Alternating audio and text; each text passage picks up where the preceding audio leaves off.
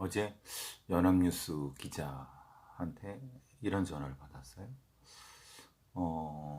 고희정 전 남편, 네, 유가족들이 고희정이 전 남편의 시신 일부를 보관하고 있을 가능성에 대해서 얘기하고 있다. 이런 얘기를 하는데 전문가로서 이제 의견이 어떠시냐고 이렇게 물어봤어요. 제가 늘 이 고희정 사건이 초기에 벌어졌을 때 MBC 세계는 그리고 우리는에 대해서 얘기한 것처럼 그건 분명히 얘기했습니다.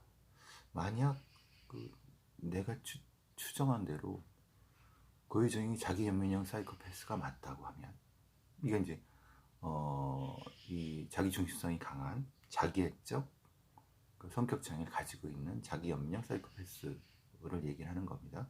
김태균 교수라든가 이런 사람들이 주장한 바 맥을 같이 하는 거죠. 라고 하면은 시신훼손을 계획적으로 또는 분리해서 하고 그리고 반드시 그에 대한 결과물을 가지고 있을 것이다.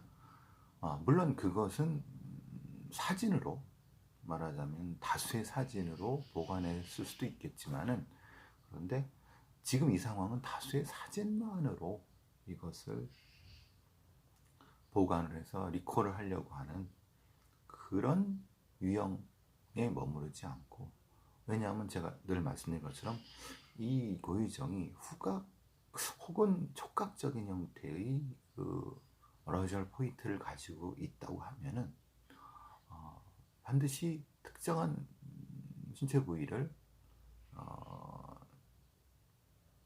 보관함으로써 본인의 행위에 대한 정당성과 본인의 행위를 리콜할 수 있는 그런 계기, 어떤 포인트로 삼을 가능성이 높다. 그 말씀을 제가 이제 꾸준히 드려왔었고, 그 부분 때문에 이런 얘기를 하는 거예요. 그럼 뭐 어떤 부위냐 뭐 이렇게 했는데 어차피 지금 이렇게까지 얘기하는 이유는 전 국민이 거의 고유정이 어떤 행위를 했다는 걸 다 아는 상태이고, 뭐 경찰 기소라든가 이런 부분에서도 뭐 잔인한 훼손은 다 아는 부분이지만 문제는 그냥 훼손이 아니라, 즉 이 유기 목적의 훼손이 아니라 일종의 본인의 분노에 대한 표현형이라고 한다면 반드시 신체 일부는 보관할 것이다. 그리고 또 하나는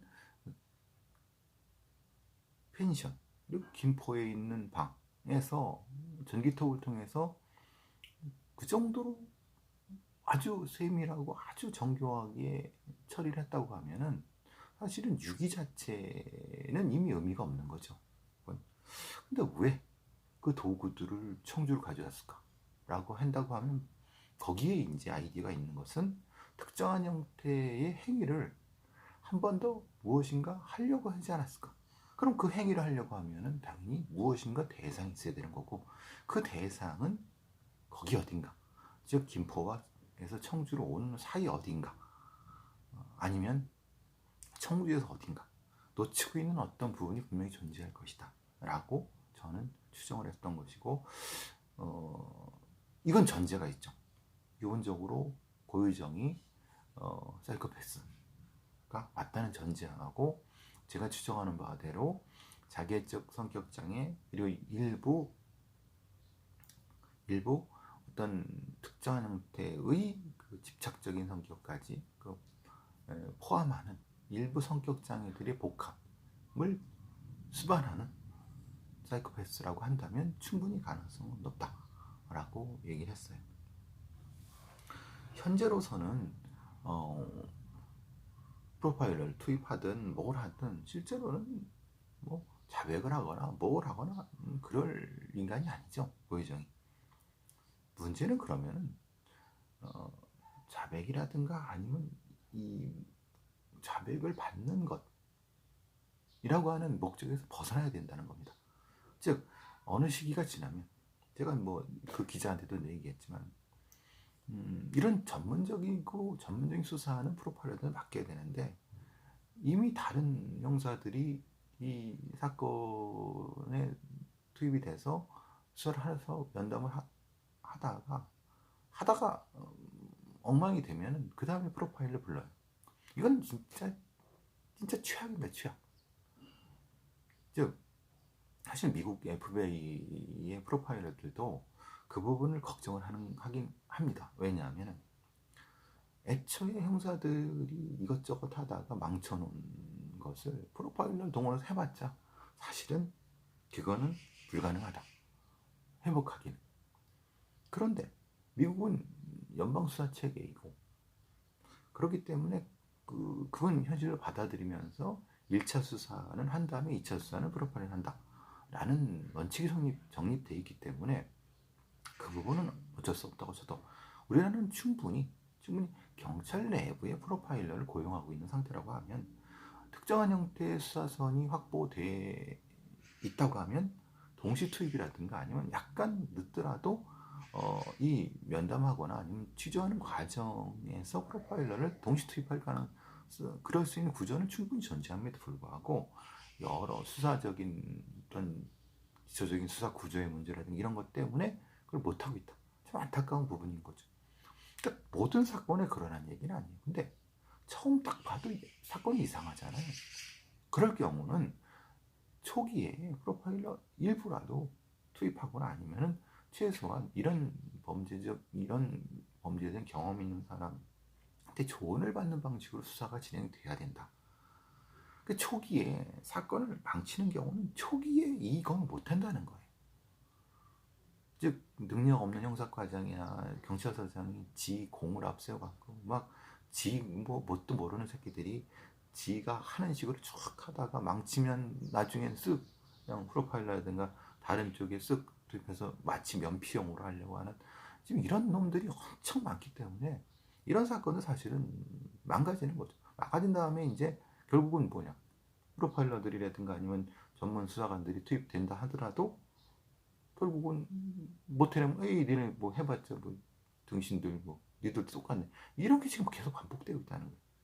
제가 늘 말씀드리지만 어떤 사건이든 정확한 수사 기록을 남겨야 되고 그 수사 기록을 남기고 나중에 재판 송치가 되고 재판이 어느 정도 진행된 다음에 그게 유죄를 받든 무죄를 받든 그 사건 기록에 대한 엄밀한 평가, 수사 행위에 대한 엄밀한 개별 형사든 개별 그 과학수사 요원이든 어쩌면 지휘관이든 평가를 받아야 된다는 거예요.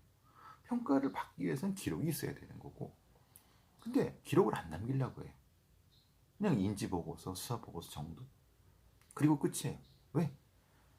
너도 나도 다 뭐 못한 거니까 그냥 뭐 좋은 거고 넘어가자.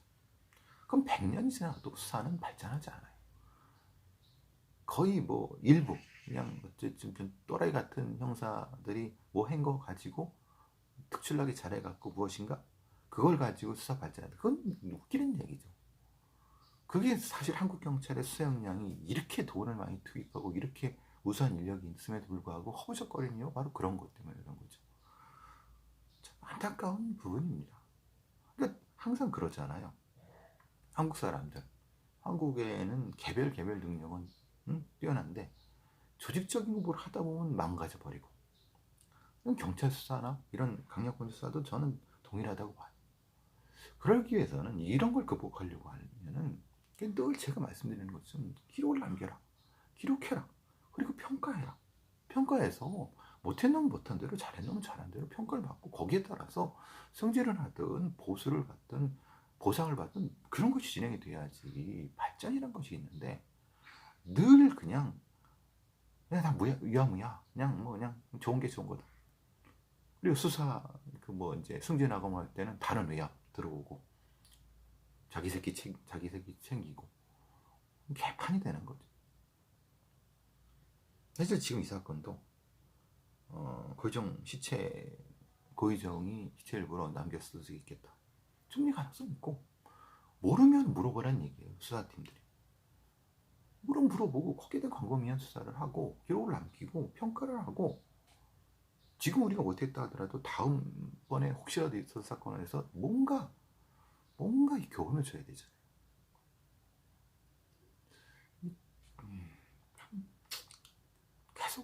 계속 제가 이런 안타까운 소리만 하고 있습니다.